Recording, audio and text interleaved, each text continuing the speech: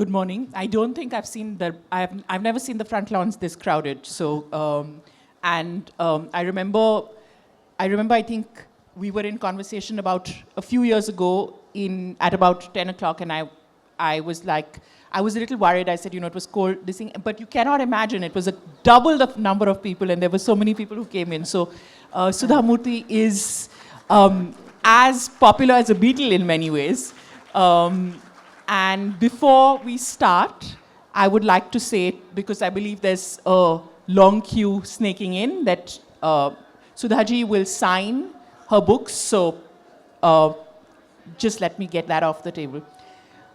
So good morning, and this is a deeply special session for many reasons, because it's a story that is very close to my heart too, and it's a story of partition. It's a story, my grandfather, all my grandparents came across the border. Partition is a word that I inherited before I really even knew. A writer who writes on Punjab says partition is like furniture that she had in her family. It's sort of just there. And it's very difficult to really explain to someone who hasn't seen this separation or this pain to know about what it really is. So thank you for doing this. Thank you for doing it for children. And I would like to begin with asking you write this for your granddaughter, and why did you choose to do partition, and how do you write about it? Good morning, Jaipur readers, all over India for that matter. My granddaughter's name is Anushka, and we call her Nooni. She lives in London, and I always wanted to tell many stories to her, but practically it is not possible. Yeah. You can't do all the time video and all, and children also grow up. So I decided I should write books for her. And then I remembered, when you were young, not your mother's generation probably, the only novels for children was Enid Blyton series. Yeah. And Enid Blyton series will not gel with Indian conditions. Like 2 boys and 3 girls will go on a picnic and they will see a cave. We can't send our daughters and boys and all to a cave at this age and a teenage. In India it is not possible. Reality we should understand. Where do we go when you get holidays? We will go to Nani or Dadi's house. Mostly Nani's house. So I thought I will bring Nooni to my house. In that book, actually, it is a Dadi. Dadi is me. And Nooni comes to my house and we'll have some adventures. So this is the third in the series. The first is Magic of the Lost Temple, where I introduce archaeology to children in a very simple format. Because, we don't tell children the importance of the past. I always believe. Yeah. If you do not know history, then you will not know your future. History and future are connected. So, second one is I wrote Magic of the Lost Story, the importance of a river. And this time I thought I should write a little bit of partition. There is a reason behind that. My daughter is married to Rishi Sunak, and Rishi Sunak's grandparents were from Lahore, actually Gujranwala, and grandmother was from Abbottabad. And they left home, set up a house in Nairobi. They went from Pakistan without anything, leaving all their business, money, everything. They went to Africa, built another house, became very prosperous, and then Dar es Salaam, and they left everything there. They went as immigrants to London when Rishi's father was 10 years old. So they lost their house twice. Yeah. Losing your house twice is not an easy thing. And then they started their life from the scratch. And the rest everyone knows. So I wanted to tell Anushka, look, the freedom or the land, what you think, it is not that easy. Your grandparents have worked very hard, losing their house in Lahore, Abbottabad, and from there, Nairobi, Dar es Salaam, and from there to London. So remember your ancestors' effort and appreciate their resilience in life. And to tell her that if you tell, Satyam, Oda, Dharmam, Chara, that kind of a moral science class you give, they will run away today. They don't stay. So I thought maybe I'll make a story India, where children go to grandmother's house and there they go on a trip and accidentally the Nooni finds out a pair of earrings in her backpack. And to test that, I really went to an airport where you can exchange your bags, which toilet if you use, you may do that one. Everything I did physically, everything once. Then I went to Ujjain, I went to Amritsar, I went to Delhi, and I went to London in the search of this story. 20 years back, I went to Pakistan. Yeah. And I have seen, to deliver some lectures, I went to Mrs. Kohli, how she cried in Rawalpindi, looking at her old house. And I was standing there, I was thinking, I am from Karnataka, never left Karnataka, studied there, married a man from Karnataka, across the river. And then our own company is in Karnataka. I speak the same language. My number of cousins are around Karnataka. Then my children, I taught the same language. So I do not know what it means to uproot and come to an unknown land, learn all that culture, and then again uproot and come to England, again learn new culture. Language is not just, a communication language. Language is connected with the culture. Culture and language are inseparable. And that I wanted to tell Nooni, please remember the resilience what your grandparents had. And understand from which land do you come. And every land has a speciality. Punjab has its own speciality. Go to any Punjabi's house, including Mandira Nayar's house, they will make paneer and 7-course meal. Because that hospitality is part of their DNA. Go to any Maharashtrian house, they will have love for music. Go to anyone from Karnataka, we love to entertain people with lot of other things also, eatables and sweet and so much. So every region has its own language and culture. And I wanted to introduce that to Nooni. You are part of that job, and part of yours is comes from Karnataka, which was a stable state. Yeah. So this book came, the result of that, of 2 years research, Magic of the Lost Earring. So I wanted to talk to you a little about this aspect of language.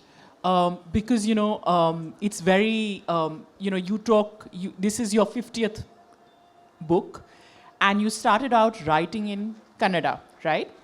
And your mother tongue. And I especially want to talk about that because, one of the aspects when, with Agla Varka is that we try and talk really about Punjab outside Punjab to try and break stereotypes and try and explain to people how much the language that you hear of Punjabi, which is either Honey Singh or anything else, is not really the Punjabi that we inherit. It's the Punjabi of Bulle Shah, of Heer, of this other aspect of Guru Nanak. And it's difficult to explain. How do you find pride in a language that is now the only image that you see is of Bollywood, right? And you talk about not only Punjabi, but you also talk about Sindhi and the loss of Sindh. Can you talk a little about that, about how the loss of language, and you specifically talk about Sindh even in Ujjain and Dal Pakwan. Can you really talk about why you felt it was important to also talk about Sindh when you talk about partition? Yeah. When I look at partition, I always feel I should tell children this happened. What has happened is wrong, but should not be repeated. I felt very sorry for those people who immigrated from today's land called Pakistan and Bangladesh. The reason is the person who did not know anything about India, Indian culture, Indian language, just takes a pencil and draws a line. And he says, tomorrow onwards, or this moment onwards, this land doesn't belong to you, it is a foreign land. How heartbreaking it is. Suppose somebody comes and tells me, tomorrow onwards, Karnataka is not yours. It's very hard for me to take it. And that pain of those people who lived in that land, overnight they became refugees in their own land, leaving their culture. And they were in that land for hundreds of years. For example, if anybody is a Sindhi here, I really feel bad for them. At least in Punjab, after division, Punjabis had some land which called Punjab, where their language was spoken. Bangladesh, still it was 1902 it was divided. Still there was a place called Bengali speaking area, that is Bengal. But for Sindhis, they not only lost the land, they did not get any land of their own. There is no small portion of Sindh in India, today's India. Yeah. They lost land, they lost their language, they lost their culture. And next generation switched to Hindi. In 3 generations, Sindhi is one of those forgotten languages. Yeah. And I really feel bad for that because it is the original Indus Valley civilization. Mohenjo-daro, Harappa is the original Indus Valley civilization. And this partition made them losing their culture. And that's one of the reasons I wanted our next generation to understand the importance of mother tongue, importance of their land, and importance of the culture in that land. That led to this Nooni's third adventure. You said that you did a lot of research for it, and I would like to also talk about that. You said you went to the airport to test out whether you could change the backpack or not. But you also went to Amritsar. Can you talk really about the I will tell you the experience? journey. When I write a novel or anything imaginary thing for children, it is not always king and queen and the prince and princess. I wanted a novel for children, little bit of teenage novels, So when I weave a piece of cloth, which is my story, one thread should be real. I always tell people to ask me, how do you know what is that? One thread should be real, one thread should be imaginary. The real thread is geographical details. For example, in that book, I have written about Ujjain. I went to Ujjain the same way. I went to Amritsar, same way. I went to one jewelry shop just to try on that, same way. I went to that corner of the house, Keval Ram's market, same way. Everything is geographically true. Then I went to Delhi National Museum, same way. Then I went to London for this reason, to know what happens to the earring which is lost in Punjab. And to my surprise, in Victoria and Albert Museum, I saw a lot of things about Raja Ranjit Singh, which I have not seen in India. Raja Ranjit Singh was the king of Punjab in those undivided Punjab, and up to Kabul he went. Yeah. And his things, and their embroidery, everything you can see in Victoria and Albert Museum. Then I said, okay, this is the right place for me. So, these are all real. Imaginary is losing the earring, and Nooni tracing it. This is my imaginary things. In the process, I realized that when you have to write, you should weave the cloth in such a way that a reader should never come to know which is real, which is imaginary. And that's what I did in Magic of the Lost Earrings. Yeah, the idea of fiction and real, this thing, blurring the line, and that's interesting. I want you, the aspect of partition, leaving and coming from somewhere else. You talk about learning history, and you talk about how it's important to learn, see how important it is for children to have an idea of history. And one of the reasons I'm really grateful for this book is because I have twin boys who are 8 years old, and of course, Sudha Murty is prescribed reading in all Indian schools. But when they read, and they're not reading in Ed Blyton anymore, but they're reading other stuff, and you find that there is a lot to do with, like, for example, they know about the Holocaust. There is aspects of history that they learn in Little People, Big Lives, where they learn about Einstein, they learn about, Mandela, and you find that there is very little in terms of South Asian history. How do you explain to young children about Partition? How do it's a story I want my kids to carry. How do I explain to an 8-year-old, we came from somewhere else in this point of time, and how do you explain to it, because it was a really painful journey. And you do this in this incredibly simple way where you avoid the tragedy but talk about friendship. And can you talk about why you felt it's important to talk about Partition but yet sort of soften the blow and do it in this way? Yeah. This is my 50th book. I'm writing since 50 years. By and large, one book per year I do. But it has taken a long journey. I used to write initially in Kannada, which is my mother tongue, because I'm a Kannada medium student, Up to 10th class, I did not know how to write one paragraph in English, because I learned mathematics, physics, science, everything in Kannada. Yeah. And English being the language in engineering, so I have to learn English. Yeah. And I learnt it. But my initial books were always in Kannada. In 2000, like your grandfather, illustrious grandfather, T.J.S. George was the editor of New Indian Express. I think today is the New Indian Express. If it is there, it's my tribute to them. He told me, Sudha, why are you not writing English?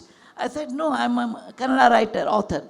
He said, no, you can write, you are a rider. You can ride a scooter, you can ride a car, you can ride a truck, okay, whatever you want to do. But language is the vehicle, and you start writing in English. And he gave me the first break, and I started writing columns. And I started writing in English in the year 2000. And the advantage of writing in English, I realized, was that it can be translated to different languages in India. Today, you take 100 rupees note and count how many languages are there. That many languages my books are available. So that is the advantage of writing in English. So out of these 50 years, I have written 25 books for children. And a few travelogues, a few technical books, and 9 novels, and 6 experiences of my work at Infosys Foundation. They're all true. While writing children, I realized many things. Number one, children mind is like a wet wall, and you have to write whatever you want to write with a sharp edge, like a piece of glass, and once it is dried, it remains. Yeah. Okay? This is very important. And today the nuclear families have come, so they don't grow up with joint families, and they don't grow up with grandparents. So whatever we want to tell our grandchildren, we cannot tell everyday basis. Nowadays, even grandparents have become very smart. I went to a friend of mine in the evening time. I said, I'm coming at 7. She said, don't come. Some kumkum is getting married to someone. I said, who is that kumkum? Some heroine in one of the TV serials. She's getting married, but mother is not happy, so I have to see. I said, kumkum is paid for that. Mother is also paid for that. She says, because grandparents are very busy involved in the TV serials. So I told her, then how grandchildren should get these ideas? I said, I will write stories. I will write stories which are real, near real, which are grounded, and which also gives you a kind of a moral values. I was teaching in Christ University, and we used to have a moral science class, even in degree level. Yeah. When there's a moral science class, there were 2 doors. Everybody will come, give, and then second door they'll run away. So I told, no, I will not do moral science class, but I will make it into a story. For example, in this book, Zainab and Simran. Actually, Simran in real life, Simran is my editor. Oh, okay, that's why. And she's Simran Kaur, so in some ways it is my editor. I said, Simran, I want to make you permanent fixture in the book, so Simran is my editor. And I said, Simran and Zainab are very good friends. And their friendship is there not only with them, their forefathers' side, and they worked for Raja Ranjit Singh in 1850 or before that. The families are next to each other. And I described there how they celebrated Eid, they celebrated Deepavali, everything fine. And a few days back, this one starts that elders stop talking, and Zainab doesn't know why. Simran doesn't know why. but they know there's something is there. And when in the night they have to leave Pakistan, that time, because these are all details I got it from Rishi's father. Okay, Rishi so- Sunak's father told me how their parents left in the night. Okay. Everything they left. And Zainab doesn't know all these things. She wants to come and give a gift, and she gives a pair of earrings. And Nooni, sorry, not Nooni. Simran doesn't know what to yeah. give. She gives her Ring. ring. And these earrings were a replica of their friendship, their land, and their position in Raja Ranjit Singh's court. And that her own earrings she loses by mistake. Yeah. And what kind of agony she undergoes that. And her son Govind said, Masi, don't worry. Yeah. You know, we can buy one more pair. She said, no, this cannot be bought. What? Because whenever she will touch that, she will think of Punjab. She will think of those golden days she spent in Punjab. It was her culture. Though Punjabis have come to India, they are in different cities.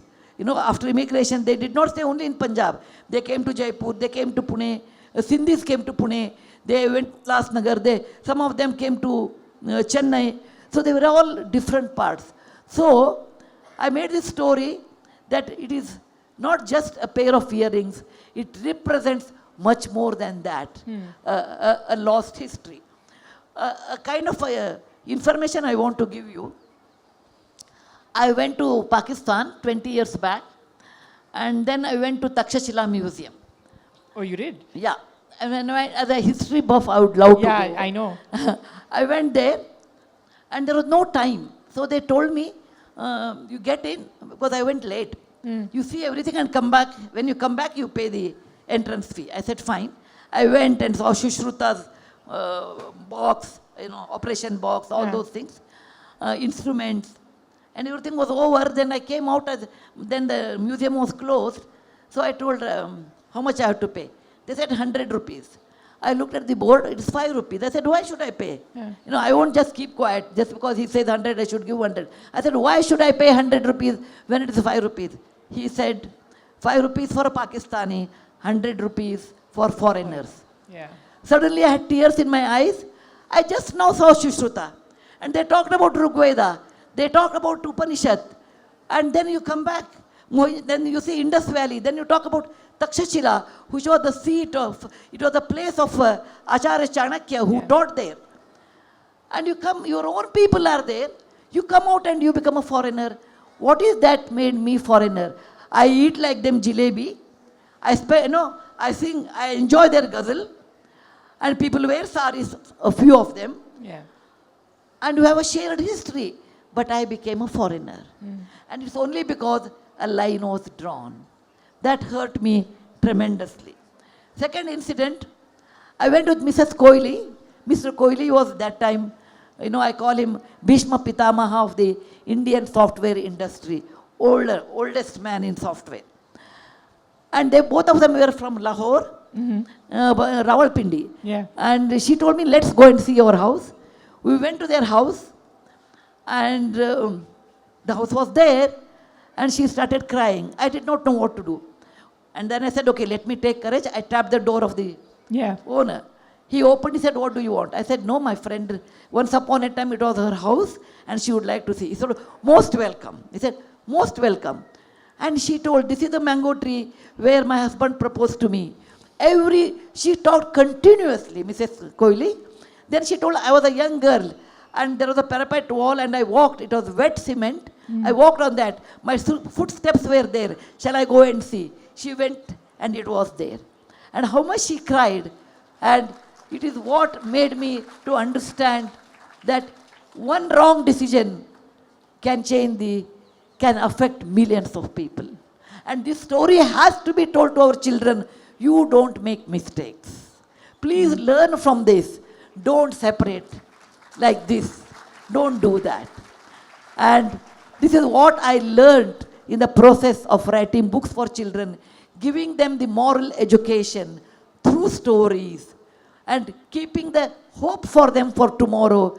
We can do it. It is not only negative things we have to talk. Yes, people who are extremely successful in India are Sindhis, Punjabis, because they left home made a new home, and they worked very hard. I want to tell next generation children, you are one or two in the family. So whatever you want, your parents will give. You think life will be like that. No, life will not be like that. Life is very competitive. And if somebody doesn't give you anything, I got depressed. Lot of children say, I'm depressed because I did not get a cell phone. Okay? My parents did not take me to Singapore and Malaysia. Yeah. I'm depressed. Please look at back and see. Many people sacrificed. So don't take life, everything granted like whatever we want we get. No. Life gives you certain things. Certain things you have to learn and get it. Certain things you have to observe and get it. Certain things, even though you try, you won't get it. Like many rivers can make a sea in life, many plus, minus, disappointments, victories, happiness, unhappiness, together makes life. Only happiness is not possible. That's an imaginary thing. Yeah. Please, parents, be aware. You can provide your children with many things, toys and etc. The most important thing what you should provide to your children is resilience in life. Accept the failures, accept the realities, and stand up and work again. And that is the crux of this book, is the magic of the lost earring. Losing everything, they rise like a phoenix, come back in life. I want my young children, grandchildren who are sitting here, please learn resilience, confidence are more important than achievements. Achievement is good, but it is not all in life. Money is good, but it is not all in life. If you do not have resilience and confidence in life, hope in life, positive attitude in life, if you don't have, you cannot achieve anything. You will never be in peace. And these are my advice to youngsters through my books, and Nooni series came out of this. Thank you. I mean, I think that's beautifully put, and I think that the story of Mrs. Kohli resonates with so many people. And I think also I wanted to bring in that you talk about also Nanak, and I think that is an interesting aspect too. You talk about him in Bidar. You say there is an aspect of Nanak in. Yeah, because when I did this book, I said, what is that we lost in partition? That is Nankara. Yeah. Because I went to Pakistan, I wanted to go to Nankara, but you have to get a city visa. Yeah. 20 years back. You still do? I could not Oh, go. no. I Yeah. could not go. I didn't have visa for Yeah. that. Okay. We lost Nankara, which is the Birthplace. place of almost all Punjabis. Okay. Yeah. We lost the friendship Yes. of that land. I can't touch the land again. You can. We lost. We created probably a bitter enemy along with this, and that's what I felt it. What is Nanak's footprints in India, at present day India? In Karnataka, there's a place known as Nanak Zira, where Nanak was supposed to be. He came there, they say. Yeah. So I added that, and Sindhi people prepare a dish called pakwas. So I went to my Sindhi friends and said, tell me what is that you lost things. They said, some of the Sindhi food, and we lost Jhulelal. Yeah, they said they lost Jhulelal. And pakwan, they said. I thought pakwan in Sanskrit means sweet dish. Yeah. I went to somebody's house and said, you prepare pakwan. They prepared pakwan. I thought it was a sweet dish, but it was not a sweet dish at all. Yeah. So I added that in the book. I definitely added Raja Ranjit Singh because he's my hero. I really respect him a lot because he was the man. This is a part of my story. I have not written in this. Once he went to a place, and one old lady wanted a mango from the tree, so she took a stone and pelted to the mango tree, but it came and hit him. So other people came and told him, let us punish. He said, no, I want to give her complete ration, indicating that an old lady pelting for a mango indicates my subjects are suffering, I can't see.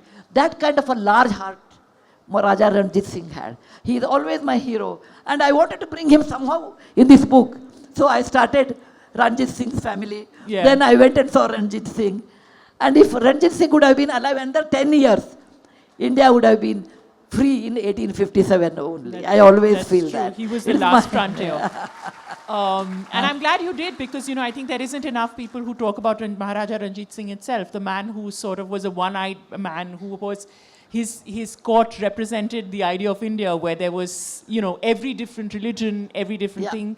He looked at everybody the same. Zorawar Singh was his general, if I think. Zorawar Singh was his general. And you also brought the Kohinoor, Yeah. which I thought was also interesting, because I think in many ways the idea of... Mandira is going to fix me with Kohinoor now. That's a debate in Punjab. They want the Kohinoor back. I really do not know. It's not in my country, so I really do not know. But I will tell you a very beautiful shloka. Bahuratnani Vasundhara. Mother Earth has many diamonds. So what if we don't have Kohinoor? We have many other diamonds in the form of human beings, human intellectuals in India, artists in India, and our scientific research in India, or the strength of the software in India, they are also diamonds. So I say, we have many other diamonds. Let us not get into Kohinoor argument for various practical reasons. No, but I'm just saying, I think it's interesting that you did bring in the fact that there is a lot in VNA that you see of Maharaja Ranjit Singh. And it's important to access that history and how people, for example, when you talk about London and you talk about, he says that London, in London, it's almost like home, right? Because you can get everything there. And there is this huge Indian community which lives together, and there is an aspect of actually seeing that. So in many ways, your granddaughter has access to the story of India and Ranjit Singh right in London. I do take my granddaughters to history museums whenever I go there. And some of our artifacts, I explain what it was. But I want to request all parents here and grandparents here, when your children and grandchildren get holiday, don't rush to Singapore, Malaysia. Please take them. There are beautiful places in India, hidden gems in India, where they can trace their roots. You can enjoy the buildings, architecture, and be proud about your own country first. Okay? When you look at your country, it has enormous history, enormous architecture, building, paintings, everything. Introduce them in a young age to our heritage. A child will be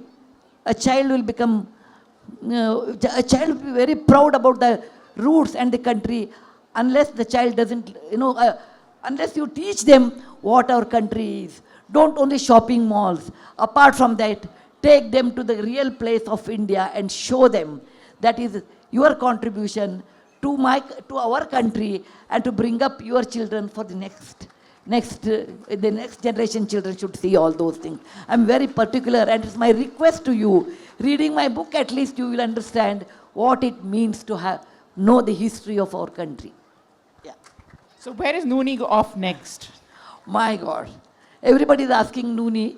Before that, I should have a little bit of research. Probably in a year or two, I'm planning Magic of the Lost Path. I want to introduce Northeast to children, because people do not know Northeast. They only think of Chirapunji trains. They think of only, I don't even know, they know Root Bridge. What is Northeast, how it was and how it is. So I'm planning to do that, but I require a year of traveling for that. Okay. So I'm planning to write, if everything goes well. If Mata Saraswati is kind to me, actually I feel I don't write. I'm only I write the script. But she is the one who comes and sits here. It is not me. If Mata Saraswati is kind to me, then I will be able to write Magic of the Lost Path. Well, I'm very glad. I think Nooni has a great adventure in this. We'll ask some questions. Yes, I know. I know there'll be lots of questions. So, So I'm going to give preference to the young people first, okay? And then the little boy here in a jacket and the little girl, okay? No praise. Or the two little girls. Better I know you. Every time you ask me in JLF and also somewhere Bangalore also you ask me question if I'm not mistaken. Okay, yes. I recognize my people. See? And So quick question, There is, because there are two there is other no young kids. description, there is no adjectives, straight question and straight answer. Okay, Aji. Aji, you give many advices to your grandchildren. Ah. So, which advice lifts your heart? I told in that beginning only, resilience and confidence with positive thinking is what I believe in it. By the way, I am known as a Ajji, national Ajji now. The reason is, I have written a book by the name Gopi's Diaries, and there, Gopi is my dog, and he calls me Ajji.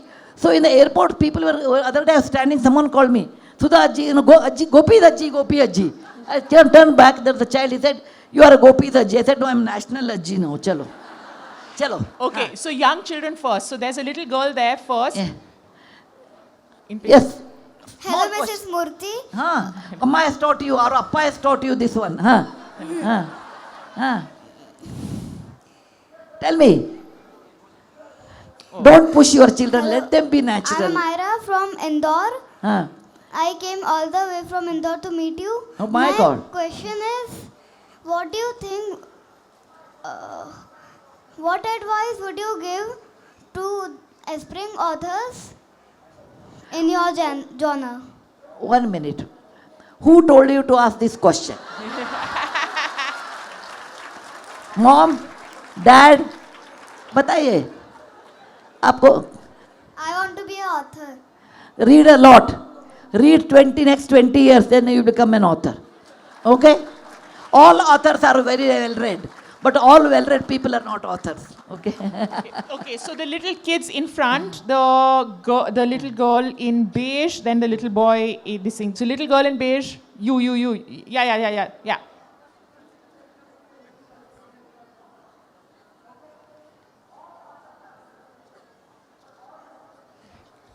Okay, so now you are a very big author. Is it? Yes. Unless you buy and give me royalty, I can't be a big author, you know. When you were in your rookie days, when you were not a big author, what advice would you give yourself at that time? It's a good question. My books were rejected, okay, initially, for various reasons. So there's one way is I could have quit, okay. I said, no, they are being rejected. I said, why? I used to go and ask why it has been rejected. Tell me where I go wrong. They will tell me. I will correct and send it again. So it took a couple of years for me to accept they accepted me as an author. So whenever I fail, I will not sit and cry. Rather, I will find out the reason why I have failed, and then I will correct myself. Even now, when I write a book for children like you, the first readers will not be adults. They will always give me wrong impression. Oh, fantastic book and all they will tell, because they don't want to tell me the truth. Maybe I will not help them through foundation or something. They will think that way. Whereas I'll give it to children, and children are like a nirmal or transparent. They will come and tell me, I did not like these things. My first readers are, if I'm writing for teenagers, 5 teenagers I give my manuscript and said, read. What you don't like, come and tell me. I will try to understand and correct it. So I'm always ready for the correction as long as it is good for the book. It doesn't matter, big author and small author is not that. You should be open-minded and learn to accept your errors. Thank you. Okay, little boy in that little boy with the phone who's One or two from this side this also. side also, yeah. So my question is to National Ajji. Ah.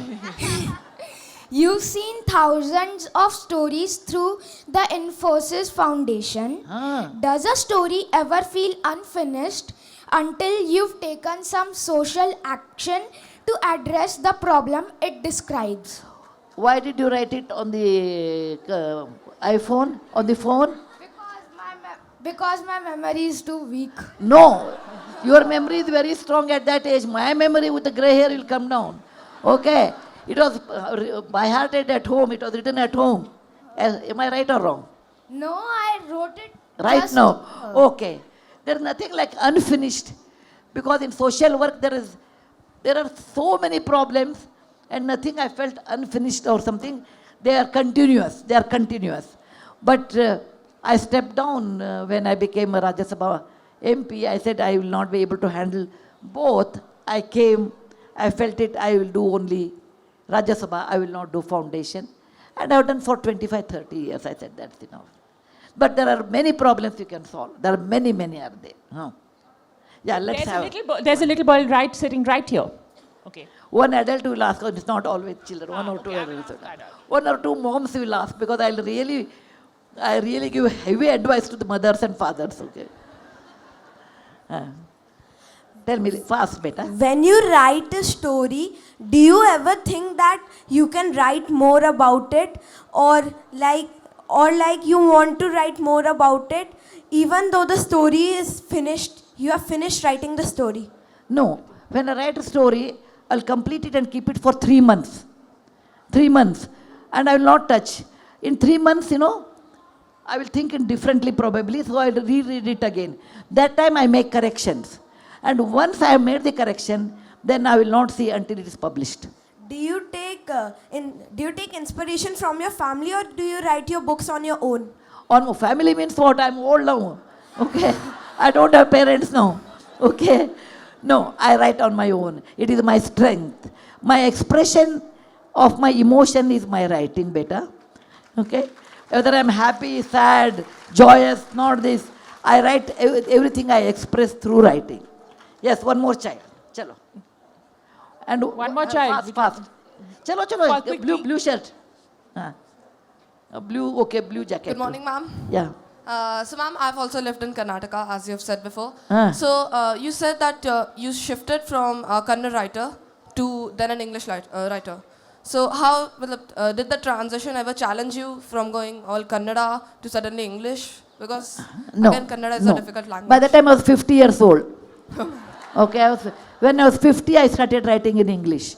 No, it did not. It did not. It was Thank easy. you, Yes, a gentleman with a yellow shirt, yellow coat. Up. Good morning, respected ma'am. The magic of the lost earring. I always connected Gen Z and Gen Alpha surrounding me. I go throughout your content, your book. So I found you teach honesty, dignity, integrity, and make inclusive word for this word. So how you give message to the young generation, because they have knowledge from ChatGPT, but they are not more focused like you. Sir, for this answer, we'll have one more session. ChatGPT, AI versus writing. Okay, it will take 3-4 hours. However, I always try to do that one.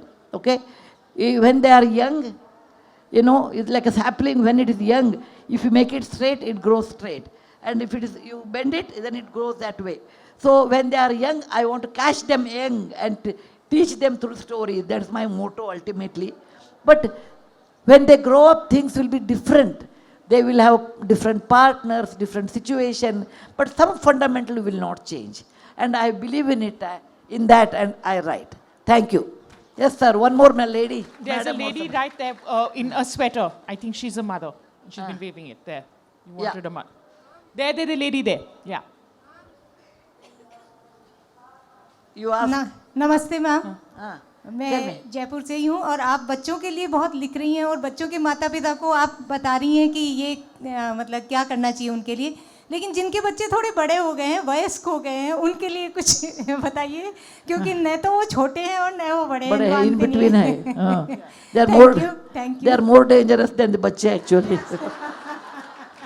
Okay, I will tell you how to. I mean, this is my personal experience. If they are girls, they don't listen. Between 12 to 18 or 19, they don't listen. Then they will come back. After that, they will come back. They will become your friends. If they are boys, they will listen to you. After 14, they don't listen. Okay? Do they ever come back? They won't come back. Okay. Always girls come back. Women have a lot more.